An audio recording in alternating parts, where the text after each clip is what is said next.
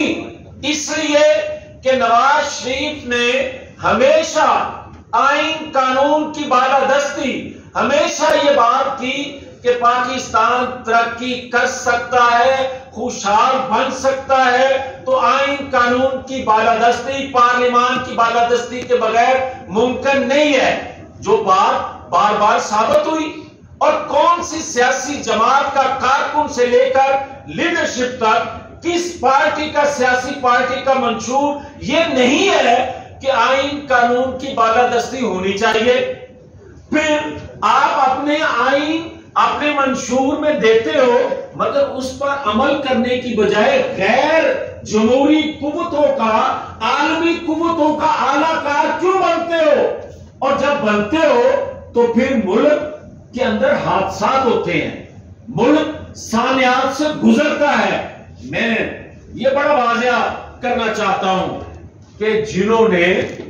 پاکستان سے محبت کی، جنہوں نے پاکستان کے دفاع کو ناقابل تسخیر بنایا، جنہوں نے پاکستان کو سی پیک دیا، وہ دنیا کی وہ چند قوتیں، وہ چند ممالک کے طاقتور حلقے نواز شریف مخالف ہو سکتے ہیں اور ہیں، میں بار بار یہ کہتا ہوں، مگر کیا پاکستان کے خیر خواہ ممالک نہیں ہیں؟ پاکستان کے دوست ممالک اکثریت میں ہیں، مگر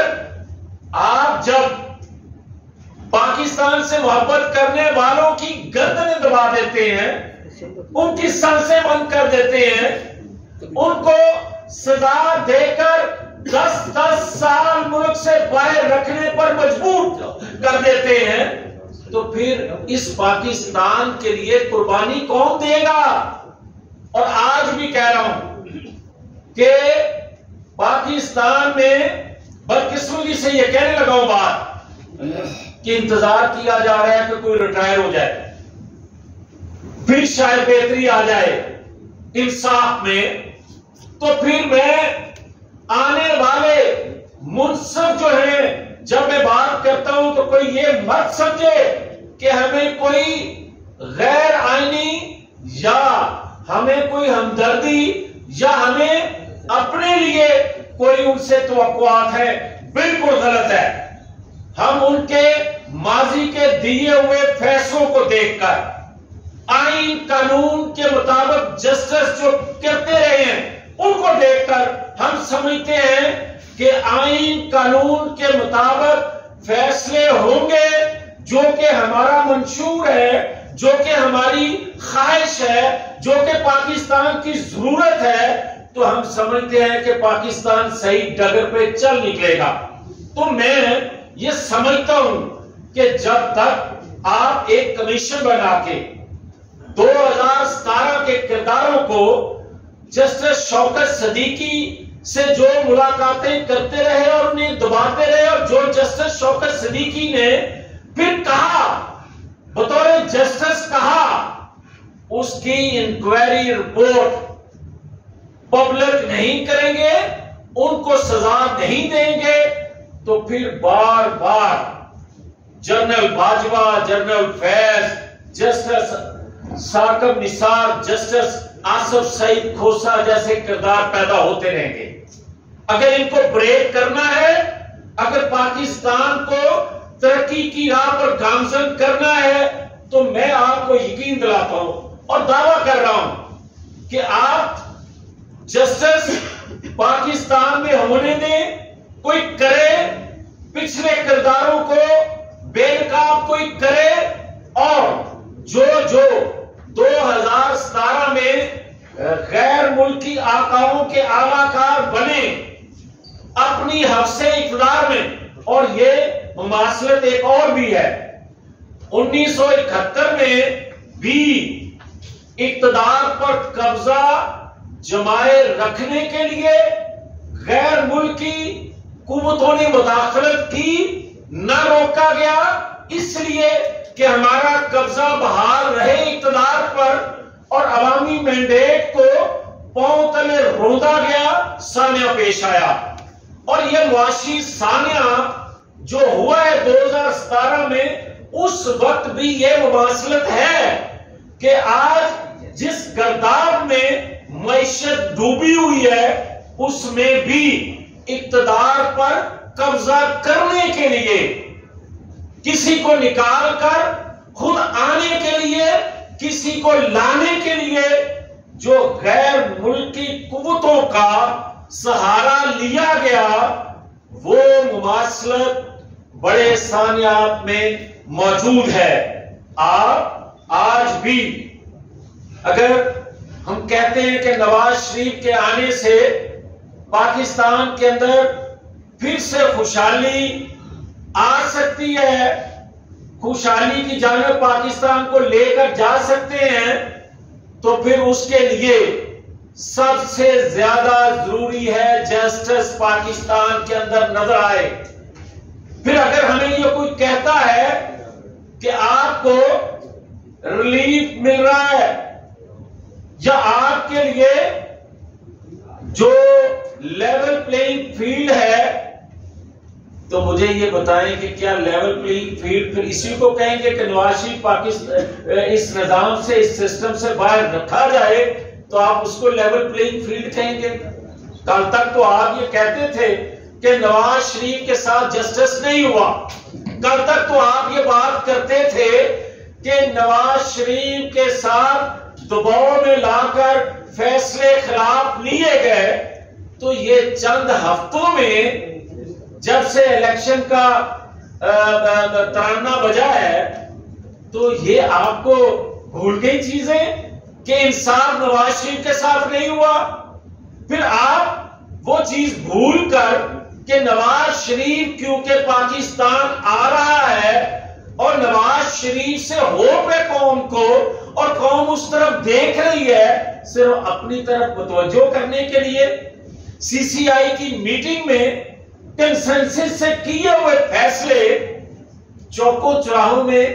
کچھ اور بولے جا رہے ہیں؟ کیا یہ جسٹس ہے؟ کیا اس کو آپ لیڈرشپ کہتے ہو؟ ایک اندر فیصلہ کر کے باہر نکل کے کچھ اور بات کرنا، کیا اس وقت علم نہیں تھا کہ نئی مردم شماری کے مطابق اگر الیکشن ہوں گے تو پھر 4 ماہ میں نئی حلقہ بندیاں ہوں گی، 54 دن چاہیے نئے الیکشن کی تاریخ دینے کے لیے؟ تو یہ ساری چیزیں کیا اس وقت علم نہیں تھی، یا علم تھا تو باہر آ کر کوئی سیاسی پوائنٹ سکورنگ کے لیے آپ کو کچھ اور نہیں ملا تو اس میں کھیلنا چاہتے ہیں؟ جس طرح سائفر پہ کھیلا گیا، سائفر پہ کھیلا گیا، جس ملک کے خلاف کھیلا گیا اس کو آج تک برا نہیں لگا۔ کوئی پھر بتائے نا کہ جس کے خلاف بات کی جا رہی ہو، ثبوت بقول ان کے دے کے، تو اس ریاست کو برا نہ لگے؟ تو پھر سمجھ نہیں آتا کہ آئی ایم ایف کڑی شرائط لگا کر جتنی مہنگائی بڑھے اتنے ہی زور سے نئے انتخاب کا مطالبہ کرے؟ پھر سمجھ نہیں آتا کہ غیر ملکی سفیر چیف الیکشن کمیشن کے پاس کیا لینے جاتے ہیں؟ پھر سمجھ نہیں آتی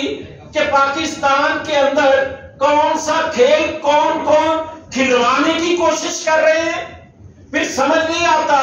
کہ پاکستان کو تقسیم کرنے کی خدا نہ خواستہ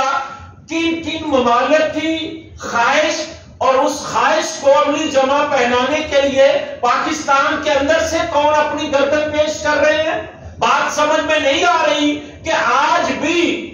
پی ٹی آئی کے نیازی گروپ کے چیئرمین کے پیچھے کون کون سی طاقتیں کھل کے سامنے پیچھے کھڑی ہیں؟ پھر سمجھ نہیں آ رہی کہ اگر پرویز الہی کرپٹ نہیں ہے پاکستان کے اندر تو پھر دوسرا کرپٹ مجھے بتا دے کون سا سیاستدان ہے؟ اگر عمران خان پاکستان کے اندر وہ کھیل کھیلنے والا نہیں ہے جس نے پاکستان کی بربادی کر دی، 2 وقت کی روٹی کو ہم ترس رہے ہیں، تو پھر مجھے بتائیں کہ کیا صرف جنرل باجوہ تھے؟ کیا پھر مجھے یہ بتائیں ثاقب نثار کے صرف فیصلے تھے؟ پھر کیا مجھے یہ بتائیں کہ کیا صرف ایکسٹینشن لینے والوں کی خواہش ہی تھی کہ پاکستان برباد کر دیا گیا؟ نہیں، اس میں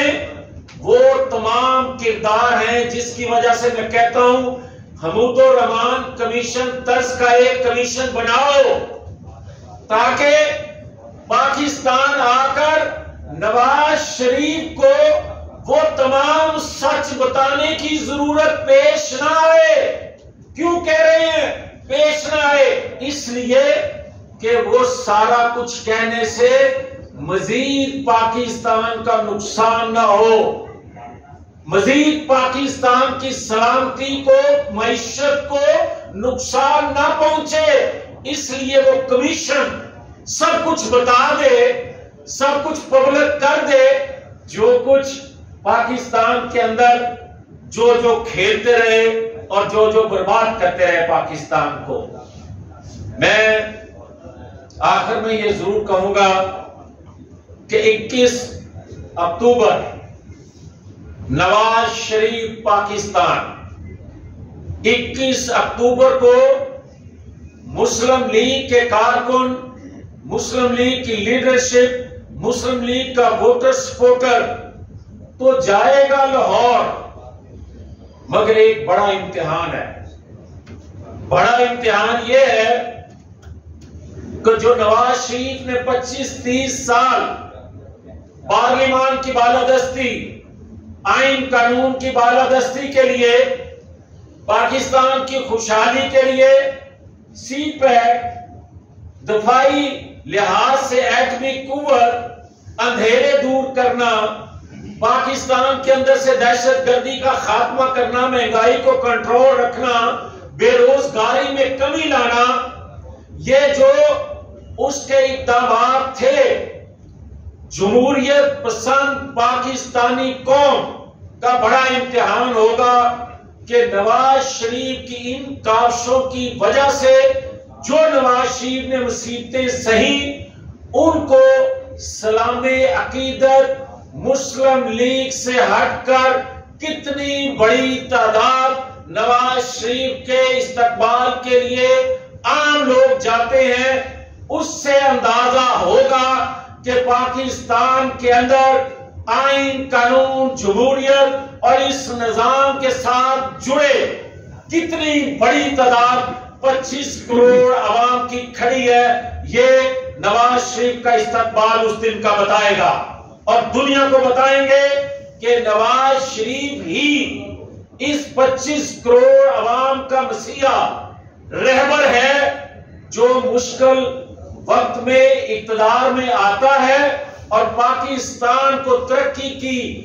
منزل کی طرف بڑھاتا ہے، ٹریک پہ چڑھاتا ہے، اور کون سی قوتیں اس کو ہٹا کے پاکستان کی ترقی کو ڈبوتی ہیں۔ یہ اس دن فیصلہ 25 کروڑ عوام نے استقبال سے کرنا ہے، بتانا ہے دنیا کو کہ یہ پاکستانی قوم جمہوریت پسند قوم ہے، یہ اپنے موصلوں کو بھی نہیں بلاتی اور اپنے دشمنوں کو بھی کبھی بلاتی نہیں ہے۔ بہت شکریہ۔ الیکشن سر وقت پر ہو جائیں گے آپ کے خیال میں؟ دیکھیں جی، بات یہ ہے کہ جو کوئی یہ بات کرتا ہے کہ مسلم لیگ شاید سوچتی ہے کہ الیکشن ڈیلے ہو، سب سے بڑا نقصان مسلم لیگ نون کا ہے اگر الیکشن دیر سے جتنی دیر سے ہوں گے، مگر اس سے بڑا نقصان ریاست کا، عوام کا، معیشت کا ہوگا اگر انتخابات جتنا دیر سے ہوں گے اتنا نقصان ریاست برداشت کرنے کے قابل نہیں ہے۔ سر الیکشن جو عام انتخابات ہوں گے اس دفعہ، اس میں آپ کیا سمجھتے ہیں کہ کوئی طاقتور حلقے اس میں مداخلت کریں گے جیسے کہ پہلے کرتے رہے ہیں؟ دیکھیں، میں سمجھتا ہوں اور میں اپنی گفتگو کے آغاز میں بھی کہہ چکا ہوں کہ جب عوامی مینڈیٹ کو تسلیم نہیں کیا جاتا ریاستوں کو نقصان پہنچتا ہے، قوم سفر کرتی ہے۔ آج بھی 2018 کی طرح RTS بند نہیں ہونا چاہیے، آج بھی لیول پلینگ فیلڈ ہونی چاہیے جو مسلم لیگ کو کئی الیکشنوں میں نہیں دی گئی. آج بھی دہشت گردوں اور قومی سوچ اپروچ رکھنے والے سیاستدانوں میں واضح فرق تقسیم ہونی چاہیے. دونوں کو ایک پلڑے میں نہیں ڈالنا چاہیے. بہت شکریہ.